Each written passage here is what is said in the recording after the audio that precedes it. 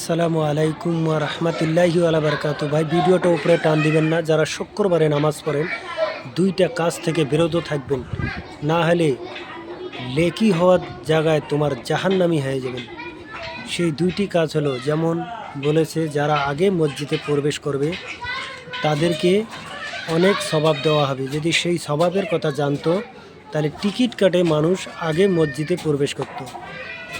যারা আগে প্রবেশ করবে তাদেরকে বেশি স্বভাবের কথা বলা হয়েছে, যারা দ্বিতীয়বার প্রবেশ করবে তাদেরকে তার একটু কম স্বভাবের কথা বলা হয়েছে। এইভাবে 3, 4 নম্বর পর্যন্ত স্বভাবের কথা বলা আছে। তারপরে যারা লোক যাবে তারা স্বভাবের কথা লেখা নেই। আমার আসল কথা হলো দুইটা কাজ বিরত থাকা। এই কারণে, যেমন মানুষ ভাবে যে আগের কাতারে যদি যায় আমার বেশি লেখি হবে, এই কারণে কেউ কেউ কী করে, পিছনে যাওয়ার পরে মানুষকে এইভাবে ডেওয়ে আগে যাওয়ার চেষ্টা করে। এই কাজটা যদি তোমরা করেন তাহলে লেখির জায়গায় তোমার জাহান্নামী হয়ে যাবেন। আর নাম্বার 2, যখন খুতবা দেয় ইমাম সাহেব, খুতবার সময় কথা না বলা, এমনকি ইশারা করাও বলা যাবে না, এমনকি কাকু চুপ কথাও বলা যাবে না।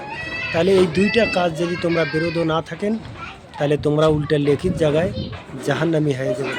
আমরা এই দুইটা কাজ থেকে সবসময় বিরত থাকবো আর খুব সতর্ক হয়ে চলবো। আমিন।